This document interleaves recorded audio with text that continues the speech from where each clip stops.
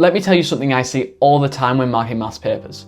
Brilliant students losing precious marks on their graph sketches. You know the kind, tiny sketches squeezed into the top corner of a paper, or missing features, or just completely wrong sketches that lead their whole solution off track. Here's the thing, even if your algebra is perfect, a poorly drawn sketch can cost you big time in the exam. Whether it's forgetting to mark those asymptotes, mixing up the turning points, or just not showing the full behaviour of the curve, these little mistakes add up quickly. Today, we're diving into one of the most essential skills for mathematicians, curve sketching. I'll be showing you a bulletproof system for how to curve sketch. It'll be applicable for whether you're doing A-levels, STEP, or university maths. And for this video, instead of using multiple different functions, I'm going to be using one function throughout, so you can see how the different steps build on each other up until we get to the point of the final sketch. Sounds fun, right? So let's get started. Okay, so first off, just some general curve sketching tips. Number 1, draw your graphs big. There's no such thing as too big a graph. However, there is such thing as too small a graph. It means that the examiner can't read what you've drawn on there, and if you need to come back and do any work with it or any analysis on it, it's too small and you can't see it. So just draw it big, use half a page of paper at least, so that it's big enough that you can go and see any of the detail and you can make any changes you need to or add any detail to that graph. Number 2, remember it's a sketch. You don't need to draw every single point on there, you just need to show the general trends and any asymptotes or any points of interest. Number 3, remember to add the key points, whether it's asymptotes, turning points, or crossing points. They need to be on there, they need to be labelled. You will lose marks if you miss them off. Number 4, always at the end of your curve sketching, go back, have a look through your sketch, check does it make sense, does it logically add up? You can test some points, see whether they lie where you expect them to lie, should they be negative, should they be positive, but just go back and check, does it make sense? Now for the steps to drawing a good sketch. Step 1, determine if the function is one-to-many or many-to-one. So before we even think about sketching anything, we want to determine how does this function behave? We want to be looking at inputs and outputs. Here our inputs are x and our outputs are y. So there is 4 possibilities for our function. The first option is one-to-one. This means that for every x value, there is only one y value. And because of this means we can consider each x region separately. That'll come up later, so it's an important point. The second option is that it is many-to-one. This means that many different x's can give the same y value. This again means that we can just consider each region of x. Again, we'll come up later, but it's an important fact to note down. That's why it's step 1. The third option is one-to-many. This means that a single x value can give multiple y values. You won't often see that much in mathematics because it's not a true function. And a good example of this is y squared equals x. So you can imagine plugging x equals 1 in there, you get y equals plus or minus 1. So it gives multiple y values. We won't be considering these because it's not often you'll be asked to sketch these kind of graphs. Option 4 is many-to-many. It's even more complicated. It means that for each x value, you can get multiple y values, and the same y can be achieved by multiple different x values. A good example of this is y squared equals x squared, which gives this graph. The likelihood is that you'll always be working with one-to-one or many-to-one functions, which means for each x value, you'll only be getting one y value. But you need to be aware of the other ones, just in case they do come up. Okay, so today the function we're going to be looking at is this one. Y equals 1 plus 7x squared over x plus 3.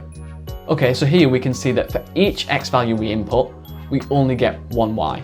This means we're either dealing with a one-to-one function or a many-to-one function, which simplifies our analysis considerably because the graph doesn't loop back on itself and we consider each x region separately. Step 2, determine the domain. So we want to figure out where does our function actually exist and where do they want me to draw. There's 2 things to consider.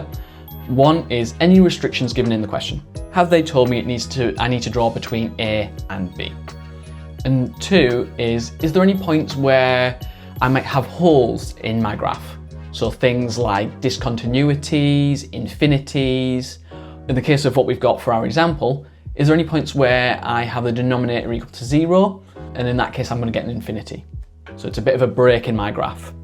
Okay, so let's have a look at our example. In the question I posed, I haven't actually given it any restrictions on what domain I want to draw x in.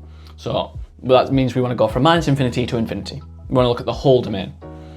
However, there is some restrictions on when we get infinities, because when our denominator is 0, we're going to get some points where our graph goes to infinity, or we get singularities. And that happens when x times by x plus 3 is equal to 0. So we either get the condition that x equals 0 or x equals minus 3. Therefore, the domain that we want to look at is all the real numbers except from when x equals 0 and x equals minus 3. These points will be really crucial when we get on to looking at our vertical asymptotes. So step 3 is look for symmetries. It's a fantastic shortcut that so many students miss out on.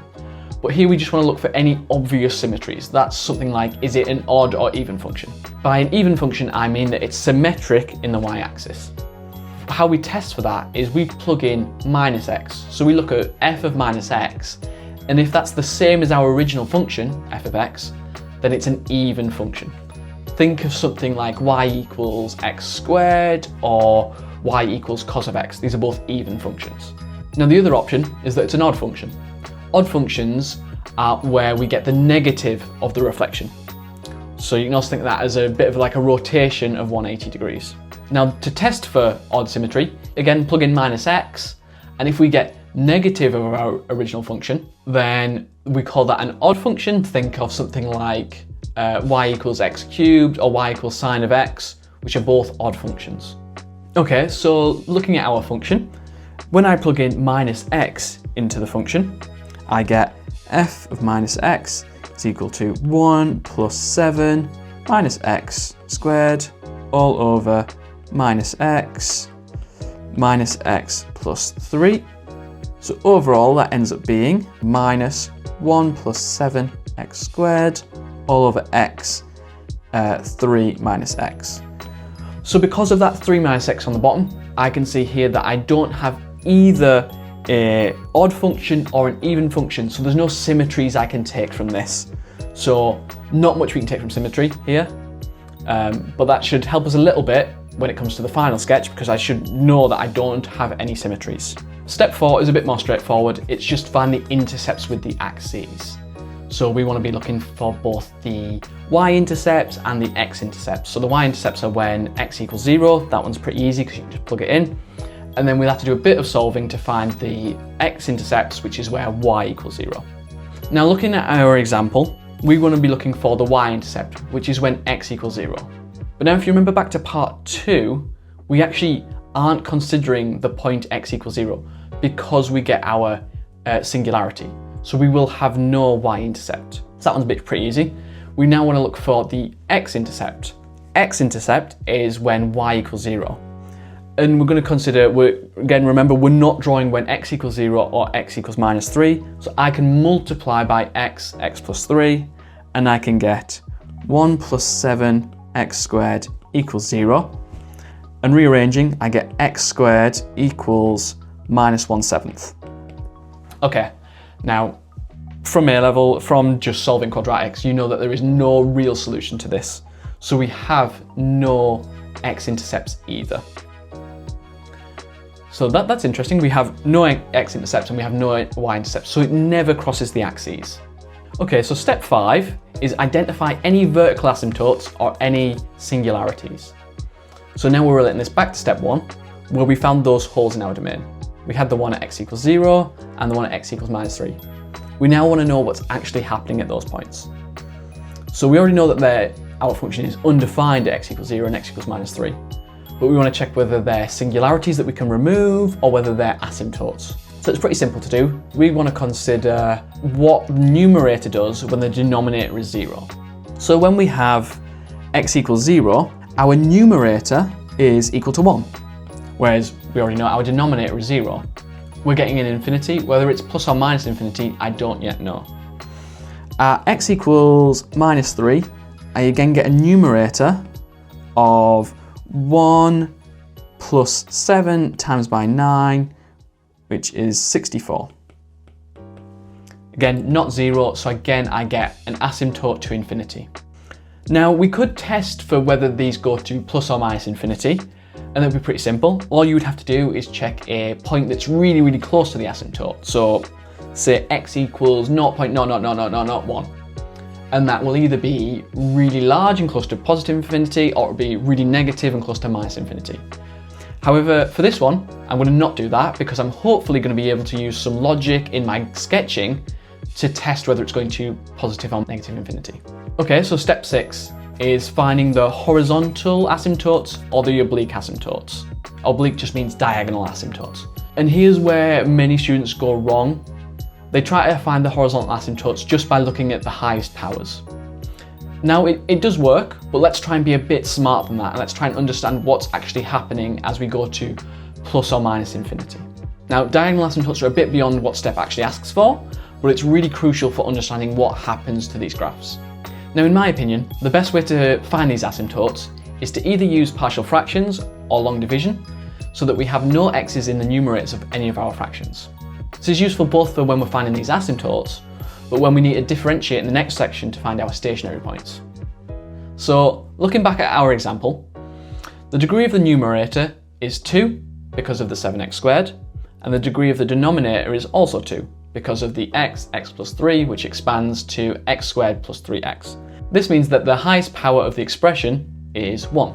So if we were to use partial fractions, we can write out the general formula as y equals a plus b over x plus c over x plus 3. Now, after using our partial fractions method to get out what a, b and c are, we end up with the equation y equals 7 plus 1 over 3x, so b was a third, plus 64 over 3x plus 3. And now that we've expanded this expression to get it in partial fractions, we can easily see what's going to happen. As x goes to infinity, we're going to end up with the 1 over 3x going to 0, we're going to end up with the 64 over 3x plus 3 going to 0, and all we're going to be left with is 7. Similarly, as x goes to minus infinity, we're going to get the exact same thing. So we have a horizontal asymptote at y equals 7. Okay, so we've got horizontal asymptotes in our equation, we don't actually have any oblique asymptotes. But what would actually happen if we had an equation that had an oblique asymptote? Well, let's consider this other equation. F of x equals x squared plus 2x plus 5 over x plus 1. Now if I was to do the exact same thing and I express it as partial fractions, I would get f of x equals x plus 1 plus 4 divided by x plus 1. Okay, so it's a bit different now because I've got that x term in the front. So we can now see as x goes to infinity, our function goes more towards the line x plus 1. Similarly, as x goes to minus infinity, our function also goes to x plus 1. So we get an asymptote along the line x plus 1. And now if you look at the final graph, you can see that we have this oblique asymptote where our function tends to the line x plus 1. Okay, so step 7, find the stationary points. This should be a bit more straightforward than what you're used to. If we do it right, it'll be super easy. So using our partial fraction form, because that's going to make it a lot easier, we can just do the differential. We get y dash equals minus 1 over 3x squared minus 64 over 3x plus 3 squared. And now to find the stationary points, we want to put that equal to 0. And then all we need to do is solve. It's a bit of work to solve, but once you've done that, you'll end up with the two solutions, x equals minus a third and x equals 3 over 7. And now we want to find the y values associated with them. So we end up with y equals minus 2 and y equals 14 over 9 respectively. Now we have two stationary points, one at minus a third minus 2 and the other one at 3/7 and 14 over 9. You could go a bit further and try and see whether they're a minimum or maximum by doing the second differential. Instead, we're going to try and use logic and curve sketching to see which is correct. Okay, so step 8. If everything else is correct, you probably shouldn't need this, but we're going to try and plot some of the different points. So if you're still stuck and you don't know what the graph's doing in certain regions, just put some points in, see where they end up lying and see if you can pick anything up from that. Okay, the final curve sketching. Now that we've done all of the work, we just need to bring it all together. So first off, my domain is everything other than 0 and minus 3. And at 0 and minus 3, I have two vertical asymptotes. So I'm going to draw those on. I also know that I have no symmetry. So if I see any elements that have symmetry, I know something's gone wrong. I also have a horizontal asymptote at y equals 7, noting that because I can have a many-to-one function here, I can actually cross this boundary, but I know that as I get to infinity, that must be true, that I tend towards y equals 7. I also know that I have no x or y intercepts, so the graph can never touch these axes. And finally, the last point is that we have turning points at -1/3, -2, and 2/7, 14/9. Okay, so we've got all the information we need drawn on the graph. We now just need to use some logic to see what actually happens at each of these points. So let's first consider the region between 0 and infinity. So we know that at 0, I've got an asymptote. So I've either got to start at -infinity or +infinity. Now, if I start at -infinity, that means I've got to start down here, and then I've got to come up. But I also know that at 2/7, I've got to be at this maximum point at 2/7, 14/9. This causes an issue though, because now I've actually crossed the axes, but I've already said I cannot cross those axes. There's no way for me to start at -infinity and then hit this point at 2/7. So that mustn't be the case. I must start at +infinity instead. So if I start at +infinity, this turning point must be a minimum. So I must come down from +infinity and hit this minimum. And then I know that as I go to infinity, I've got to go back up to 7. Now, would I go back above 7? No, because if I did, I'd then have to come back down. And that would mean I have another turning point further along the graph. But I know that's not true because I found all of the turning points. So it must be a minimum and then just slowly rise up to 7. And then that's the whole graph drawn on this right-hand side. And the next bit is draw between 0 and -3. Okay, so between 0 and -3, I've again got two vertical asymptotes. So because I can't cross the axes and I can't cross the two vertical asymptotes, then I either start at +infinity and end at +infinity, as in a loop like this. The only way to hit that turning point is to cross through the axes and go back up. Can't do that. Have to start at -infinity, get to the maximum, and then come back down. And that is everything in that region between 0 and -3. And now the last region is between -3 and -infinity. Again, at -3, I either start at +infinity or -infinity. But I also know that as I go to -infinity in x, I have to tend to 7. So if I started at -infinity, the only way I could get to 7 is if I cross the axes.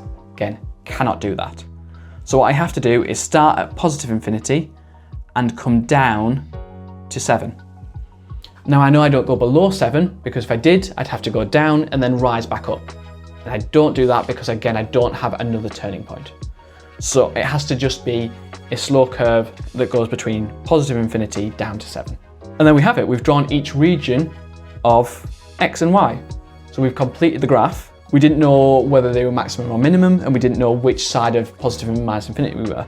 But now what I can say is that this one is a minimum and this one is a maximum. And then I've drawn everything I need to for my sketch.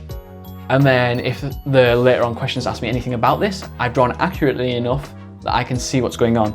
And there you have it. By following the systematic approach, you can confidently sketch any function you need to, whether it's for STEP, A-level, university exams, or just for fun. As long as you follow that 8-step process, you look for the type of function, whether it's many-to-one or one-to-many. You then look for the domain. You look for any symmetries you can see. You then find the intercepts. You identify any vertical asymptotes or singularities. You look for any horizontal or oblique asymptotes. You then find the stationary points. And then finally, you can also look and plot any points of any areas you need to look at. If you found this video helpful, please hit that like button and please think about subscribing for more maths breakdowns. And if you think anybody else could do with seeing this, please share it with them. Thanks for watching. Happy studying.